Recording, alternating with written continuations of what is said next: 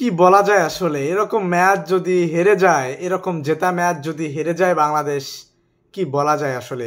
আরো একটা জেতা ম্যাচ হেরে গেল বাংলাদেশের মেয়েরা। আরো একটা সহজ জয় থেকে খুব কাছে ছিল বাংলাদেশ, নার্ভটা ধরে রেখে স্নায়ু চাপটা সামলে জিততে পারলো না শেষ পর্যন্ত বাংলাদেশের বাঘিনীরা।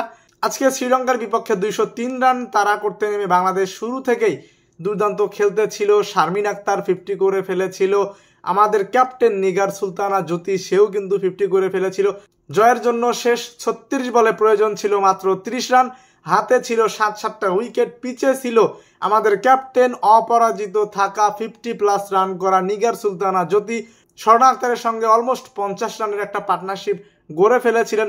দুজন সেট ব্যাটসম্যান ছিলেন মাঠে। 36 বলে 30 রান ইজিলি চেস করার কথা, শেষ 30 বলে 27 রানের প্রয়োজন, সেটাও চেস করার কথা, শেষ 24 বলে 25, এভাবে করতে করতে শেষ 12 বলে দরকার 12 রানের, শেষ 6 বলে প্রয়োজন 9 রানের, শেষ ওভারে 9 রানের সমীকরণ মিলাইতে নেমে বাংলাদেশ প্রথম 4 বলে 4টা উইকেট হারাই ফেললো। মানে 6 বলে লাগে 9 রান, সেই 9 রান করতে যেয়ে প্রথম 4 বলে 4টা উইকেট হারাইলো, লাস্ট 2 বলে 1 রান, অর্থাৎ 9 রানের সমীকরণ মিলাতে যে বাংলাদেশ 4টা উইকেট হারাইলো শেষ ওভারে, রান তুললো মাত্র 1 রান, শেষ পর্যন্ত 7 রানে হেরে গেল।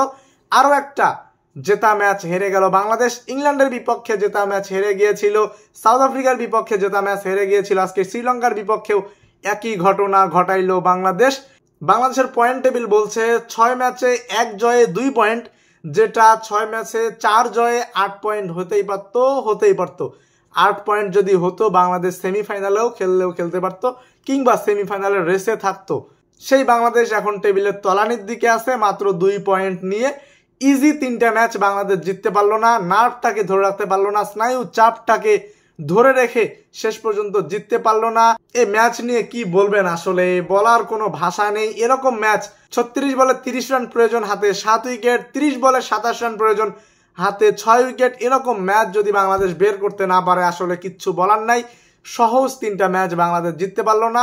ইজিলি বাংলাদেশের 8টা পয়েন্ট হইতে পারতো, সেখানে বাংলাদেশের বর্তমান পয়েন্ট মাত্র 2। সেই যে পাকিস্তানের বিপক্ষে প্রথম ম্যাচটা জিতেছে, তারপরে পরের 5টা ম্যাচই টানা হেরে গেল বাংলাদেশ, যেখানে 3টা ম্যাচই জিততে পারতো। এই আফসোস আসলে ধরে রাখার মতো না। বাংলাদেশের সমর্থকদের কথা যদি বলি, পুরুষ ক্রিকেটে শান্তি নাই, মহিলা ক্রিকেটে শান্তি নাই, পুরুষ ফুটবলে শান্তি নাই, মহিলা ফুটবল অনেকদিন ধরে খেলাই হচ্ছে না।